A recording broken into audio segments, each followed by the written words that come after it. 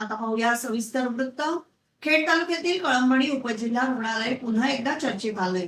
दिवाणखवटी येथील कैलास यादव यांनी रुग्णालयातून देण्यात आलेल्या रक्त पातळ करणाऱ्या औषधांच्या गुणवत्तेबाबत गंभीर आरोप केले।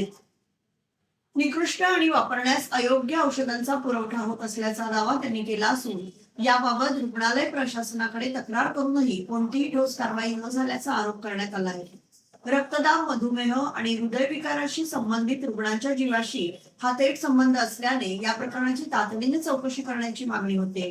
प्रशासन या गंभीर आरोपांची दखल घेणार का, याकडे आता सर्वांचं लक्ष लागलंय। नमस्कार। अन्न व औषध प्रशासन आयुक्त साहेब श्री तुकाराम मुंडे साहेब यांना माझी नम्र विनंती आहे की कळंबणी शासकीय रुग्णालयातून ज्या निकृष्ट दर्जाच्या गोळ्या रुग्णांना दिल्या जात आहेत त्याची सखोल चौकशी करावी। इकोस्प्रिनच्या ऐवजी लेस्प्रिन या कंपनीच्या गोळ्या दिल्या जात आहेत आणि या लेस्प्रिन या कंपनीच्या गोळ्या संपूर्ण निकृष्ट दर्जाच्या आहेत। या गोळ्या मला 2021 पासून चालू आहेत, परंतु या 25/5/26 रोजी तेव्हा या गोळ्या घेतल्या गेल्या तेव्हा मला या निकृष्ट दर्जाच्या गोळ्या दिल्या गेल्या।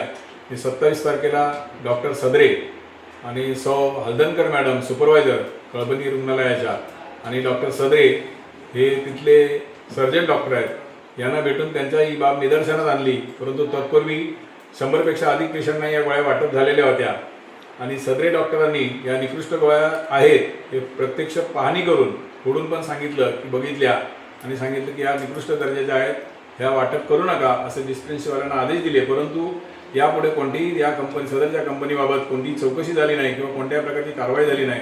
तर या कंपनीच्या गोळ्यांपासून लोकांचे प्राण वाचवावे व आपण ग्रामीण विभागाकडे देखील लक्ष देऊन याची सखोल चौकशी करावी अशी माझी आयुक्त साहेबांना नम्र विनंती आहे।